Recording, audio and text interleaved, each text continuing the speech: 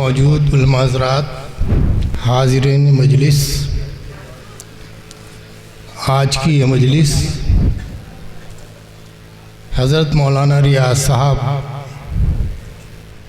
के इस दुनिया से चले जाने के बाद उनको खिराज अक़ीदत पेश करने के लिए हम सब लोग मुख्तलिफ़ इलाक़े से आए हैं।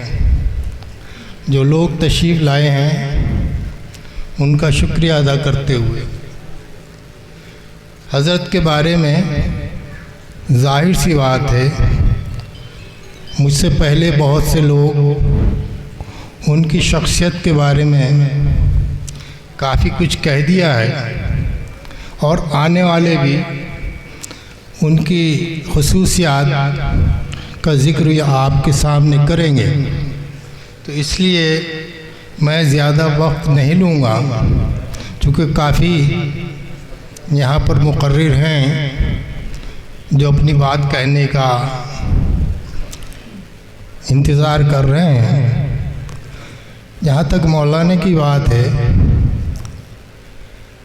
मौलाना मुझ पे बहुत मेहरबान थे, मुझसे उनसियत रखते थे और हमेशा एक बड़े भाई की तरह पेश आया करते थे और मैं भी उनका दिल से एहतराम करता था। जैसे कि आप जानते हैं कि मौलाना उस्ताद की हैसियत से एक अरसे तक मज़ाहिर उलूम वक़्फ़ में अपनी खिदमत अंजाम दी हैं और खिदमत अंजाम देने के अलावा जब एक परेशानी आई है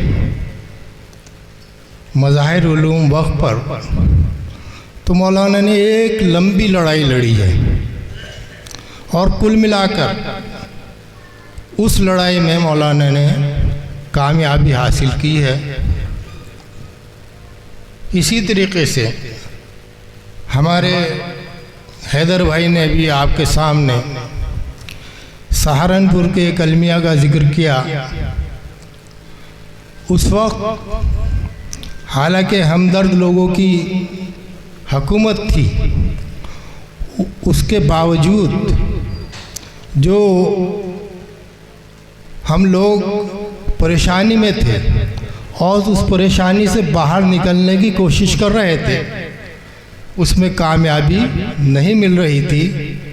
तो हमारे मौलाना रियाज़ साहब आगे आए और उन्होंने बाकायदा एक मूवमेंट बना दिया। लगातार सहारनपुर के अधिकारियों से और इसके साथ साथ जो हमारे लखनऊ के लीडर साहिबान थे उनसे लगातार कोशिश करते रहे और कुल मिलाकर आखिर में इस मुहिम के अंदर वो कामयाब हो पाए। तो मौलाना की खिदमत हमारे इस इलाक़े के लिए, इसके अलावा उम्मत मुस्लिमा के लिए बहुत ज़्यादा है। वो हमेशा याद रहेंगी हम लोगों को, हम लोग उसको नज़रअंदाज नहीं कर सकते। इसलिए मैं दुआ गो हूँ और आप सभी हजरात से भी गुजारिश करता हूँ कि मौलाना के लिए ज़्यादा से ज़्यादा दुआ कीजिए। अल्लाह ताला उनको जन्नतुल फिरदौस में जगह अता फरमाए और उनके दर्जात को बुलंद फरमाए। अस्सलाम वालेकुम। माशाअल्लाह, जज़ाक